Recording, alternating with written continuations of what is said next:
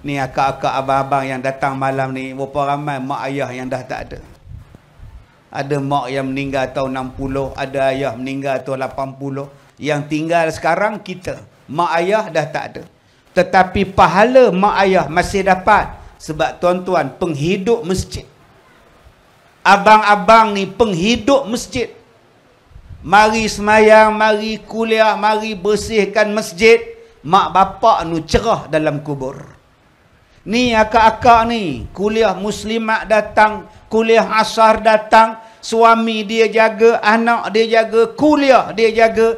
Baik punya anak ni, pahala dia sampai pada mak bapak dia yang telah meninggal dunia. Lagi banyak anak, lagi bagus. Kawan saya tuan-tuan, anak dia subhanallah, setahun seorang. 13 orang anak. 13. Saya tanya dia, anak nombor 8 nama apa? Menggagau nak ingat tuan-tuan. Sampai tak boleh ingat nama anak ramai. Dengan sebab banyaknya anak, didik elok-elok. Subhanallah, bagus. Anak yang kita ada, kita didik elok-elok. Apa nak didik? Pertama, namakan anak dengan nama yang baik. Saya pergi ceramah di Terengganu, turun kereta. Anak saya ni, nama dengan nama ustaz sama. Muhammad Kazim. Oh ya ke? Dulu masa dia mula lahir, kuat menangis ustaz. Siang malam menangis. Isteri saya kata, ustaz tukar nama lain. Kan nama yang baik pada anak. Sebab ada orang yang melantak macam-macam nama tuan-tuan. Nama ni tak percaya tuan-tuan pergi sekolah. Tanya cikgu sekolah. Yang daftar baru ni. Yang daftar baru ni sekolah. Nama sampai 4 nama. Iliana, Titiana, Kristiana. Panggil Ana je. Baik bubuh anak nama Ana je. Ada yang nama sedap gila. Putera, Aiman, tak kisah. Apa semuanya ada belakang. Panggilnya Man. Yang kedua, ajarkan kepada anak kita membaca Quran. Ajar. Kalau kita tak pandai, hantar pada rumah orang.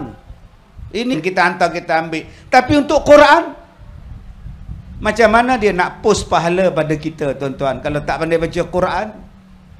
Saya pergi semayang mayat, satu budak muda dia pesan pada saya, ustaz tunggu sekejap, jangan semayang lagi mayat ayah saya ni. Saya tanya kenapa pula? Dah semayang lah. Adik saya belum balik dari surau. Dia buat apa di surau? Dia, oh ya ke? Ya ke? Dia tanya saya tuan-tuan. Yang ini bila kita semayang mayat tuan-tuan, kita takbir Allahu Akbar, dia takbir. Takbir yang kedua Allahu Akbar, dia rukuk. Bila dia rukuk, dia tengok dia seorang je rukuk. Apa aku seorang ni? Ini yang tuan-tuan nak tinggalkan dalam dunia, leceh. Tuan, ajarkan dia mengasihi Nabi. Ajarkan anak kita mencintai keluarga baginda Nabi. Jadi tuan-tuan, dapatkan anak. Jadilah anak yang baik. Didiklah anak yang baik. Dia harta. Kalau kita tadi disebut anak ini adalah ujian, Allah sebut juga harta adalah ujian. Dan saya sebut tadi, jangan tolak anak. Jangan tak nak anak. Dia adalah aset. Kalau begitu, baik, didik anak elok-elok. Didik harta elok-elok. Kalau tuan-tuan tak ada harta, macam mana nak buat sedekah? Nampak ada akak kita tengah duk edar tabung. Kalau tuan-tuan tak ada duit, macam mana nak letak duit dalam tabung makcik tu? Nampak? Saya dah kata dah semalam di surau semalam. Ada orang kutip derma macam itu. Ada pakcik. Bila tabung tu berjalan depan dia, dia buat bodoh je dekat tabung tu.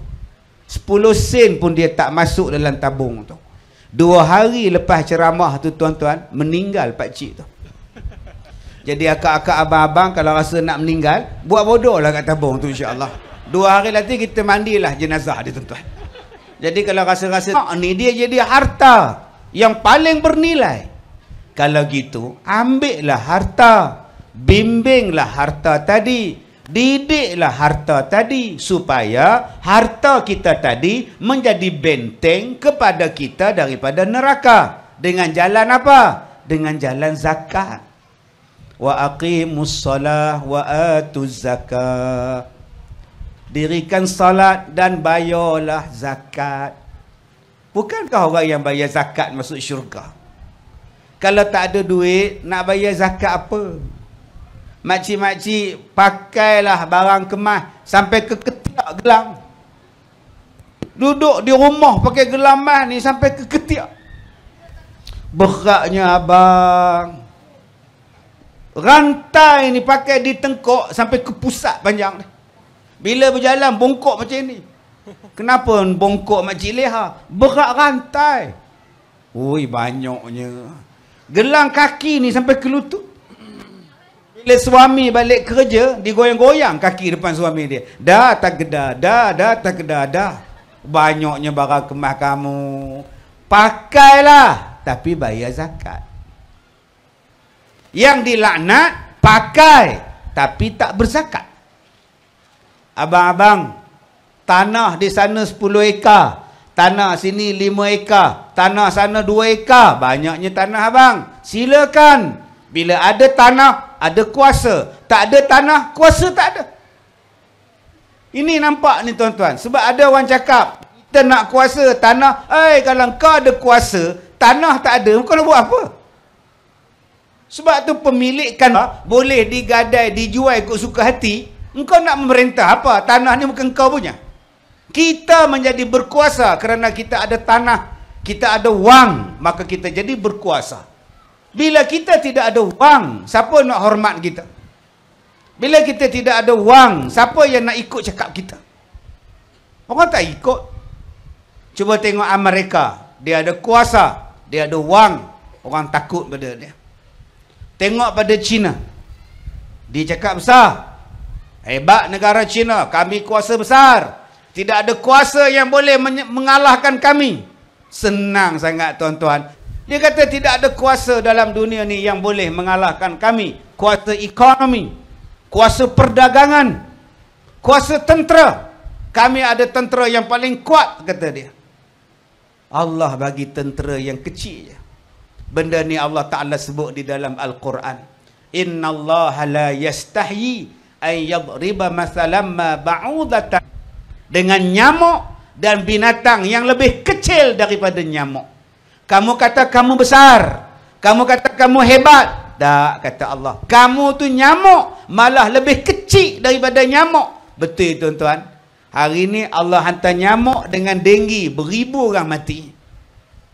Tu sombong dengan Tuhan. Dia bagi nyamuk tuan-tuan, kita kalah dah. Hari ni dia bagi virus.